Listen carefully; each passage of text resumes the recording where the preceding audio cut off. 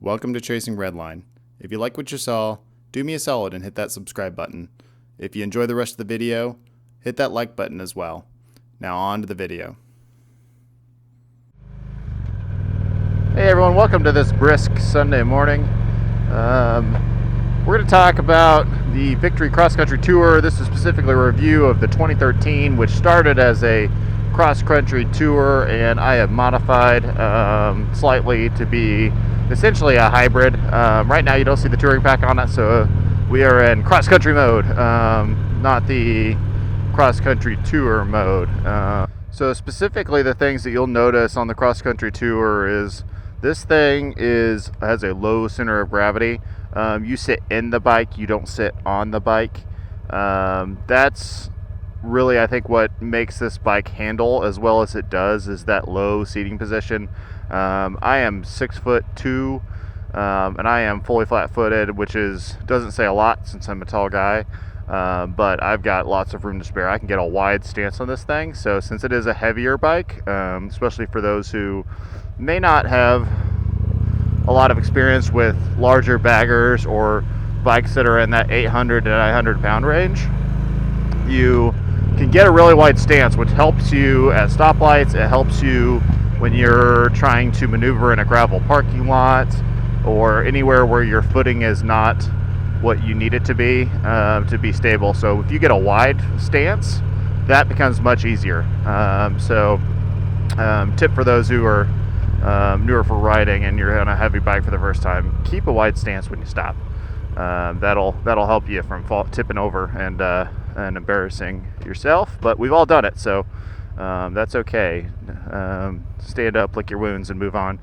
The other thing about the cross country tour is it is perfectly set up for someone who is a taller rider.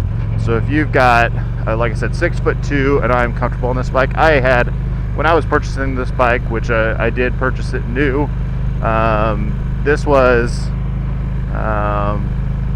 just felt like home to me. Whereas I had ridden and again, this is 2013, so this is before the Mount Rushmore Series Harleys. This is before the Indian bikes really came out in any type of quantity with the bikes that they're making now.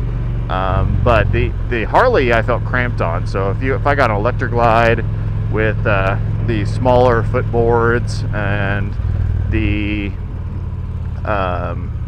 dash, which is a little closer to you, so the fairing sits closer to the rider on the Harley, whereas on the Victory it's a little further away from you, which can cause some wind considerations, but that's easily mitigated. If you've got the cross-country tour, you've got the hard fairings. You'll see that I have removed mine. That's primarily since to be honest, I didn't care for the look of the hard fairings on the cross country tour, and to be honest, I wasn't a super fond of the cross-country engine guards that they came out with, the ones with the sharp quarters, and that's a kind of a there are a lot of folks who I think like the way those looks. I prefer just the steel tubing. So what you see is if you remove those hard lowers from the cross-country tourer, what you have left is steel tubing like that, which allows you to then, you know, put your highway pegs on it. As you see, my highway pegs are just pushed right here. Probably the most comfortable position for me on this bike from a foot position standpoint is right there. So you can have your heel sitting on the massive floorboards that exist for this bike, and then you can have your foot resting on the highway pegs. I think that's my sweet spot in terms of where my feet are on the highway most of the time. So you can also go all the way out if you want to. You can bring them all in, and you can do that kind of center position. So that's helpful.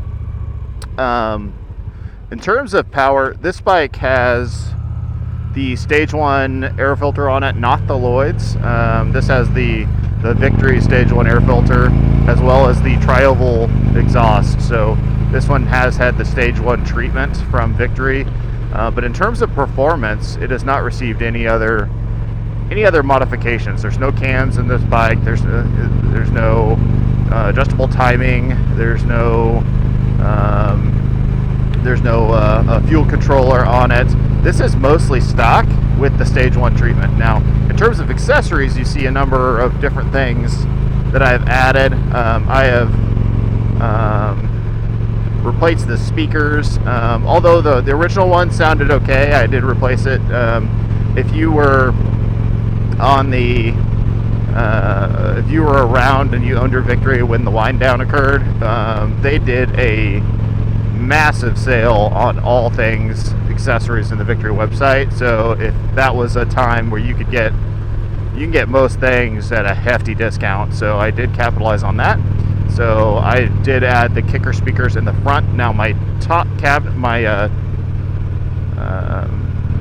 trunk, I did not add the kicker speakers, so those still have the stock. But then again, if I ever blow those, I've got the front speakers, which are the same, that were stock, that I can replace those with if I wanted to. In terms of highway power, and we're about to jump on the highway here, there's no shortage of passing power on this bike. You can add the cams, you can add all those things and get, you add the cams, you can get more power out of these bikes, but you don't really need it. It's more of a fun factor.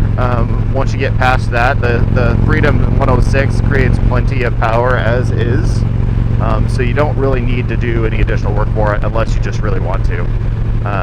So this bike is highway ready.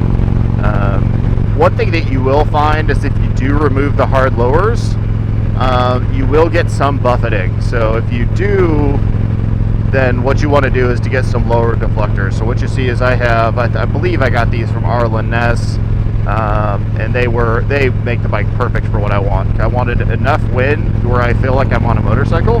The hard fairings, I think, prevented me from having that connection to the road and the wind that I wanted to have. So without getting beat up at the same time. But if you just remove the hard lowers, you will get some buffeting. So get some lower deflectors, add those onto the bike, and that makes it perfect, just perfect. You can even get the smoked ones so that they don't look all weird and they match whatever you have on your windshield. In terms of windshield, this is I went through 3 different windshields before I found one that I liked. So I started with the massive clear windshield that comes with the cross-country tour, and once you ride with that a little while, I do not like looking through a windshield. I like to look over a windshield. So I started there, and then I moved to the Clockworks. That's a nice windshield. I think if you're a little shorter, if you're 6'2", the Clockworks doesn't quite cut it for lengthy high riding. It's a little too low. So I ended up selling that one, and then this is Oh boy, I'll put the link in the description or the name in the video of what manufacturer this windshield is from, but it's perfect. So it allows me to see over my windshield, and then it has a flip to it, so it moves the wind exactly where I want it as well. So this is the windshield to go with in terms of, and they do have different heights to it, so you can dial that into exactly what you want. And this is the one I found that I like. In terms of other modifications of this bike, you've got the heel toe shifters, you've got the Shorty FM antenna, which the original one that comes on the bike is, I mean, you could do some sword fighting with that thing.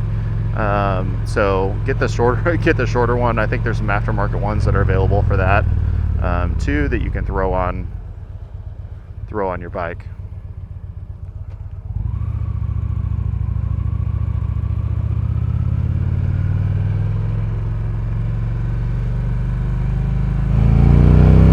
And it is fun at low RPMs. The torque is fantastic. There's no shortage of power on this bike. So let's talk about the pros and cons of owning a Victory Cross Country in the year 2022. These are not going to apply to 2013 specifically, but to all Victory Cross Country bikes.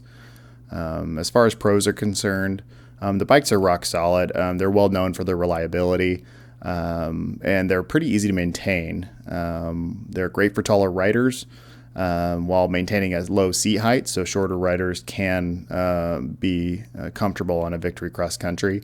They have plenty of power. They can keep up with most bikes that are in production now, especially if you do move forward with aftermarket cams. It'll keep up with any bike running off the showroom floor today. Then also the Touring Edition does come with things like heated grips, heated seats, and a quick detached tour pack, which on some other bikes you'll be paying extra for things like that. So as far as cons, there are only 5 years left in the Polaris Victory parts guarantee. So you could find yourself in a position where you need a part once that is up and you won't be able to get it. And this is a risk for all Victory bikes currently. Dealers who once did work on Victory often will not do any type of in-depth maintenance outside of an oil change. While the aftermarket is present for Victory bikes, it's not nearly as deep as other manufacturers. So that's something to consider. So let's answer the question of should you buy one? If you're willing to work on your own bike and you're looking for value for your dollar, the Cross Country is hard to beat. I've had my Cross Country since 2013, and I do not regret it for one moment. Even with the Victory wind down and all the complexities that came with that, it's still a fantastic bike. It still runs anytime that I get on it, and I don't regret it for one moment. So I look forward to riding it for a number more years, and for anyone who's considering purchasing one, take those things into consideration, and you'll probably have yourself a great bike.